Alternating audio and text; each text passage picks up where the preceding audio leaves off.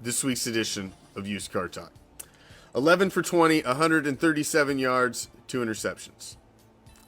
Not a good game. Offense put up 16 points. Obviously was not enough based on what your defense allowed, which was 17. Defense folded like a house of cards at the end of the game. Offense didn't help them at all. Kind of backed them in the corner. But it is what it is. You're one game away, honestly, I believe, of a crossroads with Derek Carr. You're one game away.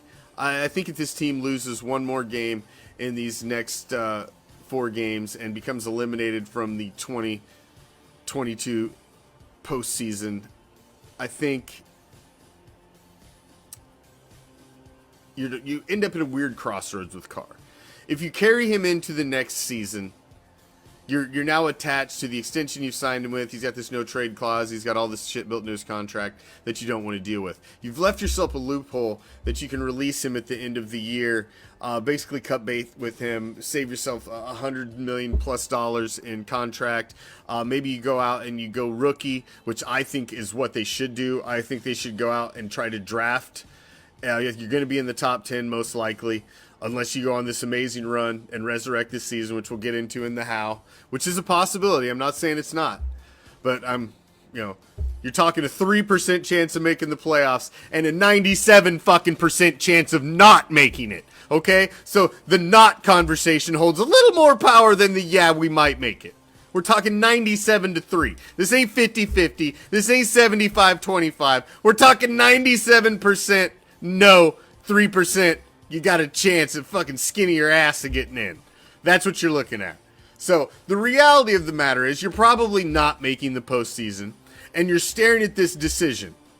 You've got Josh Jacobs, who you can franchise tag. He's going to get $14-15 million on a franchise tag. 12 to 14 million on a franchise tag.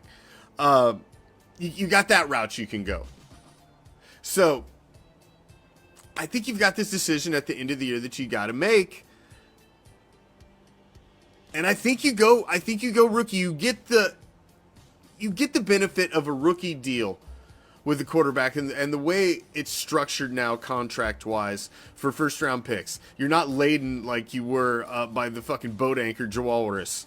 It's not like that anymore. The rules have been changed since Jawalrus. See, a quarterback like that doesn't become a fucking boat anchor to a franchise for seasons to come. So you get that luxury of the rookie deal. You can franchise tag Josh Jacobs, or you can sign a 2 or 3 year deal and keep Josh in house. I think you trade Darren Waller. That frees you up another bunch of money, and you're going to have a difficult conversation with Davante Adams.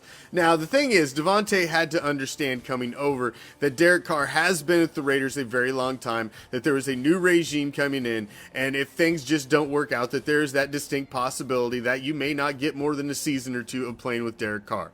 It's great that you guys want to write this little fucking storybook friendship, and you guys fucking ride off into the sunset fucking holding hands and, go back to fucking Fresno and have, kumbaya. But that's just might not be realistic. And so Davante's going to have to be a professional at some point. And he didn't want to stay in Green Bay. He was sick of wishy-washy fucking Aaron Rodgers and not knowing what the fuck he was going to do. He didn't know if he was going to be here this year, not be here, what his future was. So he wanted somebody he can tie himself to. Well, if you go out and you're now drafting what's to be your next franchise quarterback, a guy you're probably going to give a couple seasons, and you pair him with a superstar like Davante Adams, I think you can sell that to Davante. I think you can sell that. Everybody says, well, Davante came here for Carr. If Carr's not here, he'll want out. That's not necessarily true.